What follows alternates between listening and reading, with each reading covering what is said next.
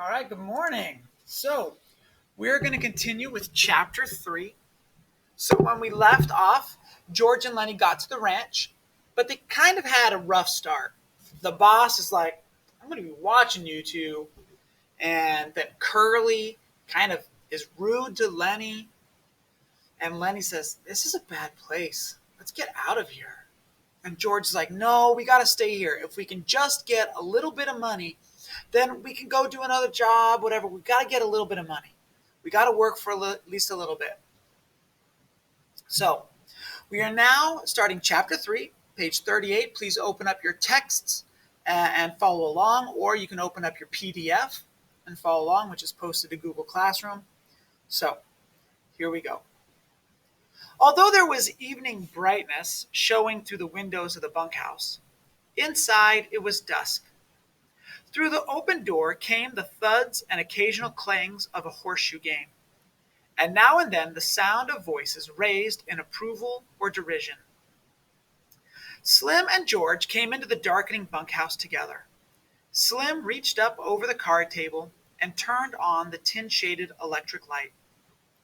Instantly, the table was brilliant with light, and the cone of the shade threw its brightness straight downward, leaving the corners of the bunkhouse still in dusk. Slim sat down on a box, and George took his place opposite. It wasn't nothing, said Slim. I would have had to drown most of them anyways. No need to thank me about it, George said. It wasn't much to you, maybe, but it was a hell of a lot to him. Jesus Christ, I don't know how we're going to get him to sleep in here. He'll want to sleep right out in the barn with them. We'll have trouble keeping him from getting right in the box with them pups. It wasn't nothing, Slim repeated. Say, you sure was right about him. Maybe he ain't bright, but I never seen such a worker. He damn near killed his partner, bucking barley. There ain't nobody can keep up with him. God almighty, I never seen such a strong guy. George spoke proudly. Just tell Lenny what to do, and he'll do it if it don't take no figuring. He can't think of nothing to do himself, but he sure can take orders. There was a clang of horseshoe on iron stake outside, and a little cheer of voices. Slim moved back slightly, so the light was not on his face. Funny how you and him string along together. It was Slim's calm invitation to confidence. What's funny about it? George demanded defensively. Oh, I don't know. Hardly none of the guys ever travel together. I hardly never seen two guys travel together. You know how the hands are. They just come in and get their bunk and work a month, and then they quit, go out alone. Never seem to give a damn about nobody. It just seems kind of funny, a cuckoo like him and a smart little guy like you traveling together. He ain't no cuckoo, said George. He is dumb as hell, but he ain't crazy. And I ain't so bright neither, or I wouldn't be bucking barley for my 50 and found. If I was bright, if I was even a little bit smart, I'd have my own little place, and I'd be bringing in my own crops, instead of doing all the work and not getting what comes up out of the ground. George fell silent. He wanted to talk. Slim neither encouraged nor discouraged him. He just sat back quiet and receptive. It ain't so funny, him and me going round together, George said at last. Him and me was both born in Auburn. I knowed his Aunt Clara. She took him when he was a baby and raised him up. When his Aunt Clara died, Glenny just come along with me out working. Got kind of used to each other after a little while. Said Slim. George looked over at Slim and saw the calm, godlike eyes fastened on him. Funny, said George. I used to have a hell of a lot of fun with him. Used to play jokes on him because he was too dumb to take care of himself. But he's too dumb even to know he had a joke played on him. I had fun. Made me seem goddamn smart alongside of him. Why, he'd do any damn thing I told him. If I told him to walk over a cliff, over he'd go. That wasn't so damn much fun after a while. He never got mad about it neither. I've beat the hell out of him, and he could have bust every bone in my body just with his hands, but he never lifted a finger against me. George's voice was taking on the tone of confession. Tell you what made me stop that. One day, a bunch of guys was standing around up on the Sacramento River. I was feeling pretty smart. I turns to Lenny and says, "Jump in!" And he jumps. Couldn't swim a stroke. He damn near drowned before we could get him. And he was so damn nice to me for pulling him out. Clean forgot I told him to jump in. Well, I ain't done nothing like that no more. "He's a nice fella," said Slim. "Guy don't need no sense to be a nice fella. Seems to me sometimes it just works the other way around. Take a real smart guy, and he ain't hardly ever a nice fella." George stacked the scattered cards and began to lay out his solitaire hand. The shoes thudded on the ground outside. At the windows, the light of the evening still made the window squares bright. "I ain't got no people," George said.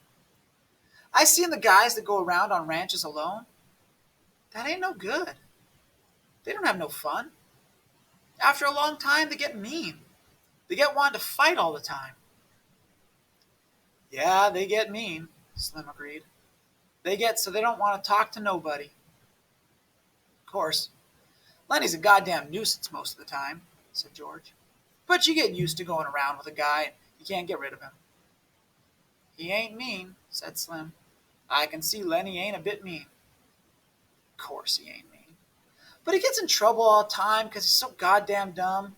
Like what happened in He stopped in the middle of turning over a card. He looked alarmed and peered over at Slim. "You wouldn't tell nobody?" "What'd he do in Weed?"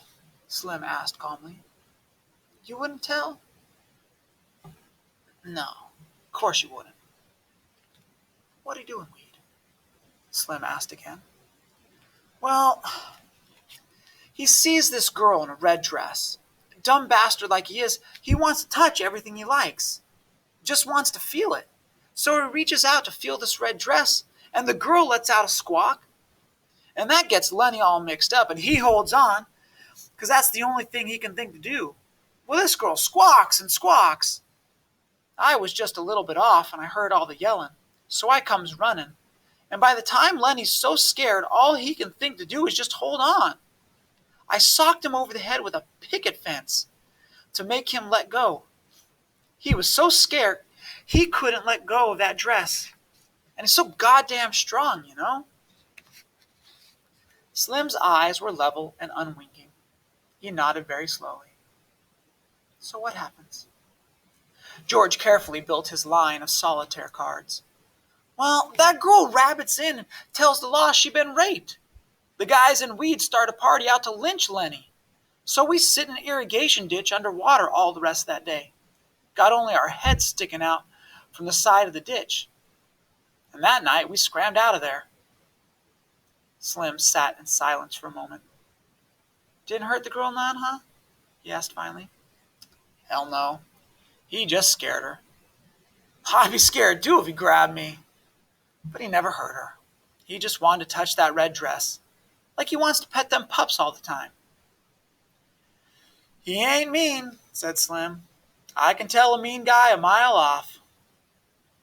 "Of course he ain't mean. And he'll do any damn thing Lenny came in through the door. He wore his blue denim coat over his shoulders like a cape, and he walked hunched way over. "Hi, Lenny," said George. "How do you like the pup now?" Lenny said breathlessly. "He's brown and white just like I wanted." He went directly to his bunk and lay down and turned his face to the wall and drew up his knees. George put down his cards very deliberately. "Lenny," he said sharply. Lenny twisted his neck and looked over his shoulder. "Huh, George? What you want, George?" "I told you you couldn't bring that pup in here." "What pup, George?" "I ain't got no pup." George went quickly to him, grabbed him by the shoulder, and rolled him over. He reached down and picked the tiny puppy from where Lenny had been concealing it against his stomach. Lenny sat up quickly. "Give him to me, George!" George said, "You get right up and take this pup back to the nest. He's got to sleep with his mother. You want to kill him? Just born last night, and you take him out of the nest? You take him back, or I'll tell Slim not to let you have him." Lenny held out his hands pleadingly. "Give him to me, George. I'll take him back. I didn't mean no harm. George, honest I didn't. I just wanted to pet him a little." George handed the pup to him. "All right. You get him back there quick. And don't you take him out no more. You'll kill him first thing you know." Lenny fairly scuttled out of the room. Slim had not moved. His calm eyes followed Lenny out of the door. "Jesus," he said. "He's just like a kid, ain't he?" "Sure, he's just like a kid. There ain't no more harm in him than a kid neither, except he's so strong. I bet he won't come in here to sleep tonight. He'd sleep right alongside that box in the barn." "Well, let him. He ain't doing no harm out there." It was almost dark outside now. Old Candy the swamper came in and went to his bunk, and behind him struggled his old dog. "Hello, Slim. Hello, George. Don't neither you play horseshoes?" "I don't like to play every night," said Slim. Candy went on. "Either you guys got a slug of whiskey? Ooh, I got a gut ache." "I ain't," said Slim. "I'd drink it myself if I had. And I ain't got a gut ache neither." "Got a bad gut ache?" said Candy. "Them goddamn turnips give it to me. I knowed they was going to before I ever ate 'em." The thick-bodied Carlson came in out of the darkening yard. He walked to the other end of the bunkhouse and turned on the second shaded light. "Darker'n hell in here," he said. "Jesus, how that guy can pitch shoes." "He's plenty good," said Slim. "Damn right he is," said Carlson. "He don't give nobody else a chance to win." He stopped and sniffed the air. Still sniffing, he looked down at the old dog.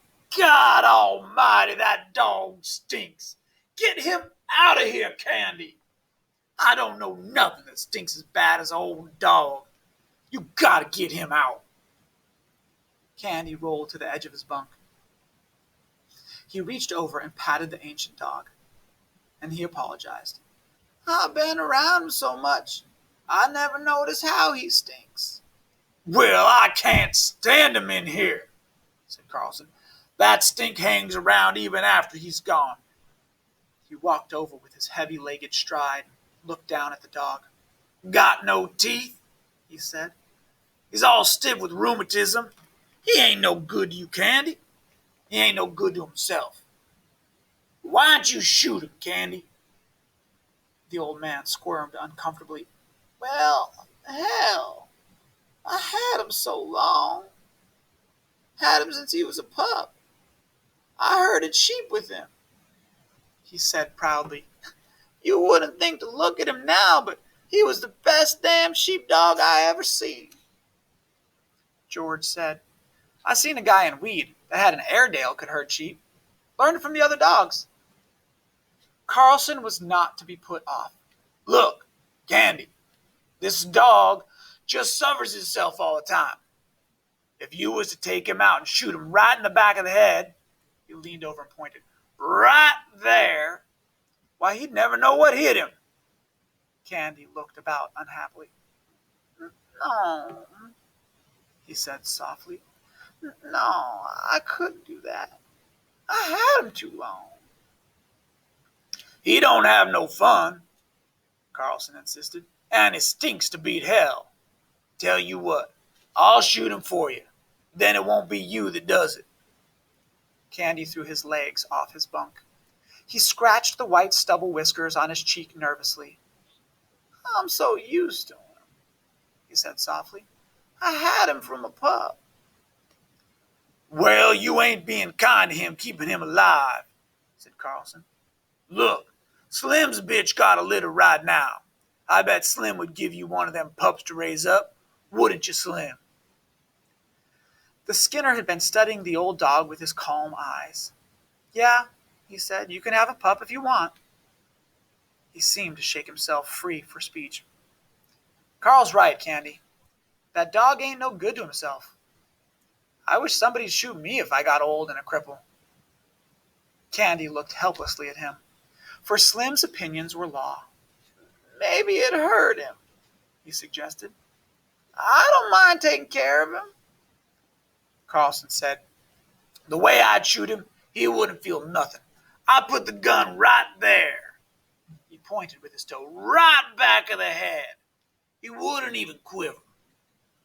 Candy looked for help from face to face. It was quite dark outside by now. A young laboring man came in.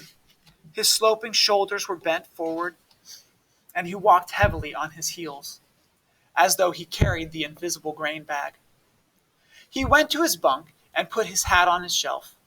Then he picked a pulp magazine from his shelf and brought it to the light over the table. Did I show you this, Slim? He asked. Show me what?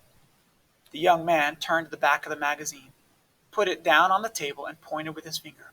Right there! Read that! Slim bent over.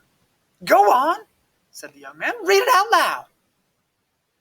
Dear Editor, Slim read slowly, I read your mag for 6 years, and I think it is the best on the market.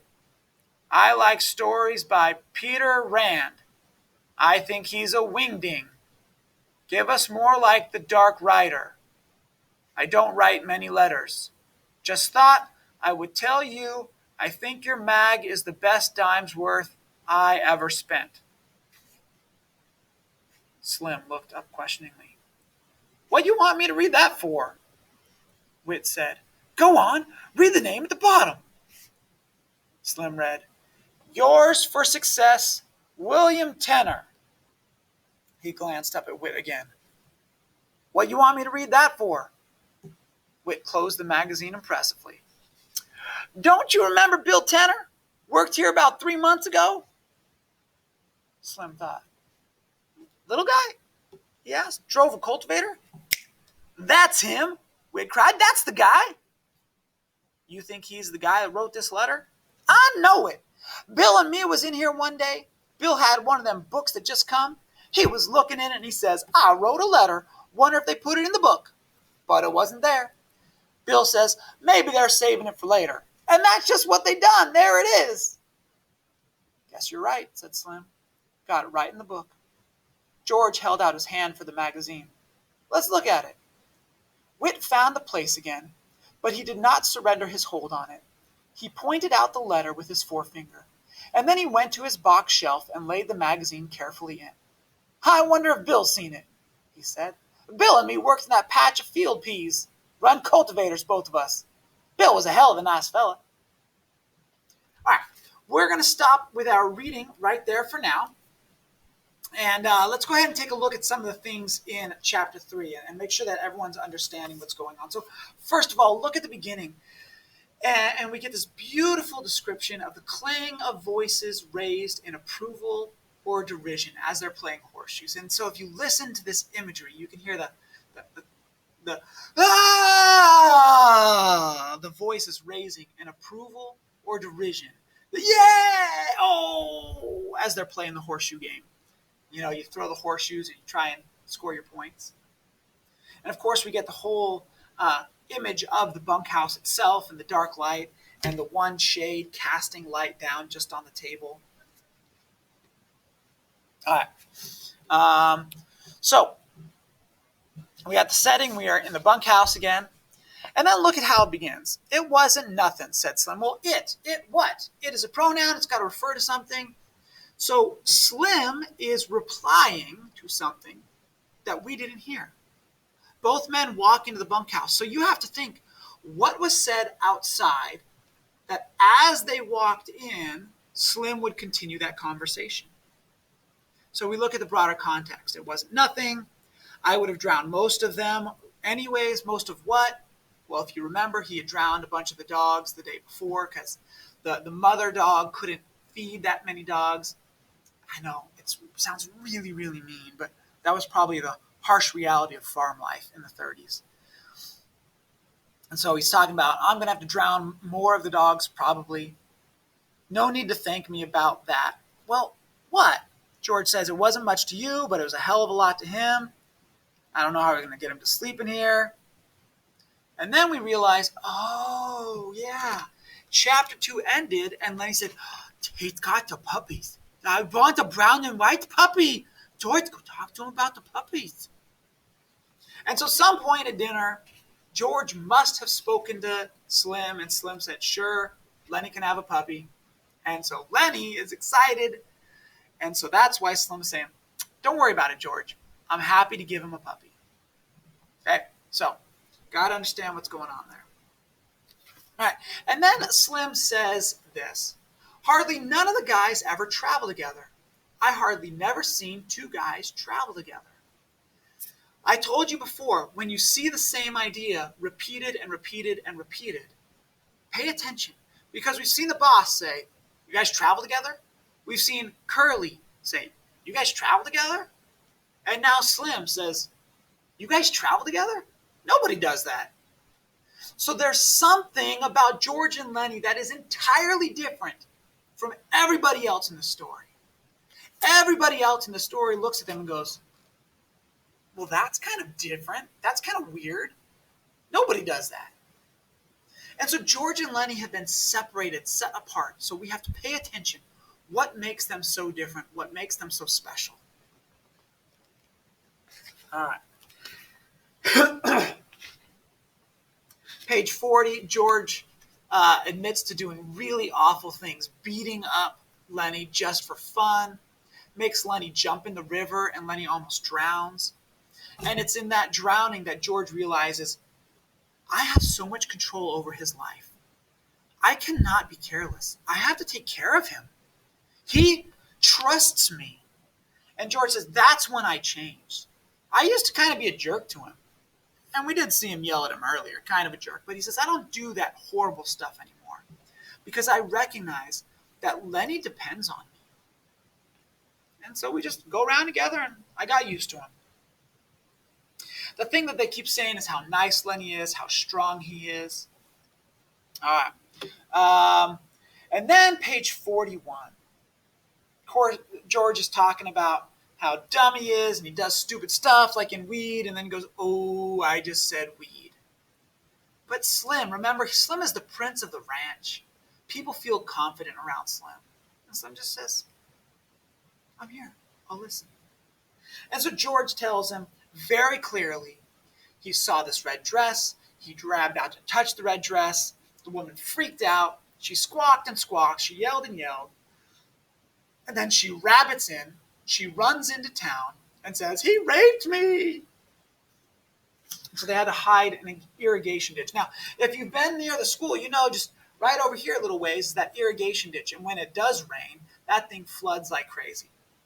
Okay, so imagine an irrigation ditch filled with water all the time. And so these guys, they hide in the irrigation ditch so the dogs can't smell them. Only their heads are above the water. And all day long, they're slowly creeping out. Because this wasn't exactly the time that we expect the police, like this was a gang, this was a posse, a group of men. They were out and they were going to hang Lenny. They were going to take justice into their own hands. So that's why they had to run away. Now, the thing that's been made clear, and Slim makes it clear, is like, well, he didn't actually hurt the woman, right? And George's like, no, he didn't hurt the woman. She just freaked out. Well, I guess Lenny's still a good guy. He did a dumb thing, but he didn't hurt anyone. All right, so that's why they ran away. Get a very clear picture of that story. All right, Lenny, he comes in, he tries to hide the dog from George. And just like the mouse, George takes the mouse and he throws it away, right? George takes the pup and he says, Lenny, you are going to kill this puppy if you take it away from its mother. It has to stay with its mother. It's an absolute little bitty baby puppy. You can't bring it in here. I'm going to take it away if you can't follow the rules. Is this mean? It kind of comes across as a little bit mean. But just like with the mouse was dirty, disease. George took care of Lenny, maybe in a mean way. George is taking care of Lenny. He's protecting this dog. He's helping his friend. Maybe going about it in a little bit of a mean way, but similar kind of things. George, he's kind of like the father figure. He really is taking care of Lenny. All right. Carlson and Candy come in, and we got the stinky dog. And then Carlson says, why don't you just shoot this dog? And we talked about this before, how when our pets become so old, we generally take them to the vet and have them put to sleep. The sad fact is that's actually just killing our dogs and our pets. It's hard to think about it like that. But Carlson, he's, again, this is ranch life. Life and death are realities. Candy says, why don't you just shoot your dog, put it out of its misery. You can have a new puppy from Slim, and I won't have to deal with your stinky old dog. Slim says something pretty shocking. He says, I wish somebody would shoot me if I get old and a cripple. Think about this. Candy himself is an old man, and he only has one hand. He's a cripple himself. And he says, I wish somebody would shoot me if I was old and a cripple. You can imagine Candy going, thanks a lot, Slim. Sure appreciate that. Very thoughtful and sensitive of you.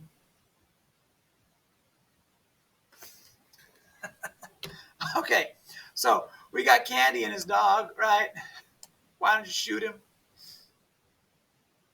And Candy doesn't want to do this because he's my friend. He's been with me for so long. I don't want to do that. All right, and then we get Whit coming in. And Whit is just a distraction, right? Whit's kind of this new character. He kind of doesn't really matter one bit. This is basically the only part of the story that Whit is a part of. And he has this pulp magazine, right? And so it would have been this kind of old Western magazine that guys would have had and read. It's just a distraction from the dog, right? Whit's not paying attention. But anyway, so Whit doesn't matter. The pulp magazine doesn't matter. It's just a distraction. It's just to try and get us to forget about Carlson and Candy's dog.